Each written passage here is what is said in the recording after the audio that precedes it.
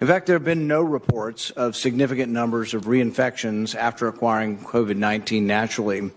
Shane Crotty, a virologist at La Jolla Institute for Immunology, concludes from his experiments that the amount of immune memory gained from natural infection would likely prevent the vast majority of people from getting hospitalized disease, severe disease for many years. In this study, which was published in Science, Dr. Crotty showed that antibody levels stayed relatively constant with only modest declines over 6 to 8 months. Dr. Crotty reported that, notably, memory B cells specific for the spike protein, or RBD, were detected in almost all COVID-19 cases with no apparent half-life at 5 to 8 months after infection. In other words, Dr. Crotty found significant evidence of long-term immunity after COVID infection. Furthermore, Dr. Crotty noted B-cell memory to some other infections has been observed for as long as 60-plus years after smallpox vaccination, or even 90 years after a natural infection with influenza. That was a woman who got the Spanish flu, still showed immunity 90 years later. So rather than being pessimistic towards people gaining immunity after they've had COVID or had a vaccine, studies argue for significant optimism. In fact, there have been no scientific studies arguing or proving that infection with COVID does not create immunity. There have been no studies showing significant numbers of reinfections. Of the 30 million Americans who have had COVID, only a handful of reinfections have been discovered. In fact, the New York Times reported last fall more than 38 million people at the time worldwide had been infected with the coronavirus, and as of that date, fewer than 5 of these cases had been confirmed by scientists to be reinfections. Scientists interviewed for the article concluded, in most cases, a second bout with the virus produced milder symptoms or none at all. Given that no scientific studies have shown significant numbers of reinfections of patients previously infected or previously vaccinated, what specific studies do you cite to argue that the public should be wearing masks well into 2022?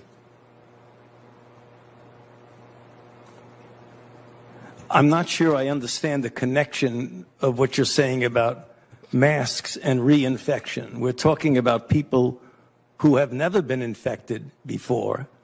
You're telling everybody to wear a mask, whether they've had an infection or a vaccine. What I'm saying is they have immunity, and everybody agrees they have immunity. What studies do you have that people that have had the vaccine or have had the infection are spreading the infection? If we're not spreading the infection, isn't it just theater?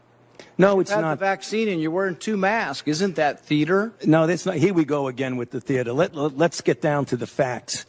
Okay, the studies that you quote from Crotty and Sete look at in vitro examination of memory immunity, which in their paper they specifically say this does not necessarily pertain to the actual protection. It's in vitro. And what studies can you point to that show significant reinfection? There are no studies that show significant reinfection. Let me finish the response to your question, if you please. The other thing is that when you talk about reinfection and you don't keep in the concept of variants, that's an entirely different ballgame. That's a good reason for a mask. In the South African study conducted by J&J, they found that people who were infected with wild type and were exposed to the variant in South Africa, the 351, it was as if they had never been infected before. They had no protection. So when you talk about reinfection, you've got to make sure you're talking about wild type. I agree with you that you very likely would have protection from wild type for at least 6 months if you're infected. But we in our country now have variants that are circulating. Significant reinfection. What study shows significant reinfection, hospitalization, and death after either natural infection or the vaccine? It doesn't exist. There is no evidence that there are significant reinfections after vaccine. In fact, I don't think we have a hospitalization in the United States after the 2-week period after the second vaccination. We don't have a death in the United States. You're not hearing what I'm saying about variants. We're talking about wild type versus variants. And what proof is there that there are significant reinfections with hospitalizations and death from the variants? None in our country. Zero. Well, because we don't have a prevalent of a variant yet. We're having one. Can I finish?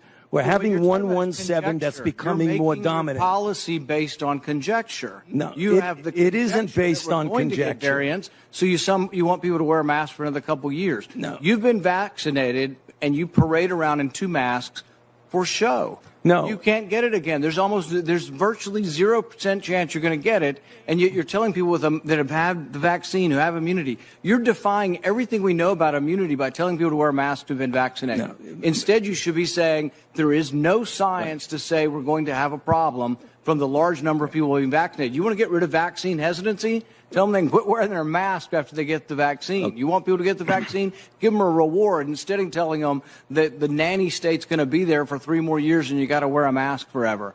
People don't want to hear it. There's no science behind it. Well, let me just state for the record that masks are not theater. Masks are protective. And we You have ask immunity there, theater. If you already have immunity, you're wearing a mask to give comfort to others. Senator You're Paul, not you're wearing a out of time, mask and I because would of any like Dr. science. Fauci to I make a- totally disagree with you.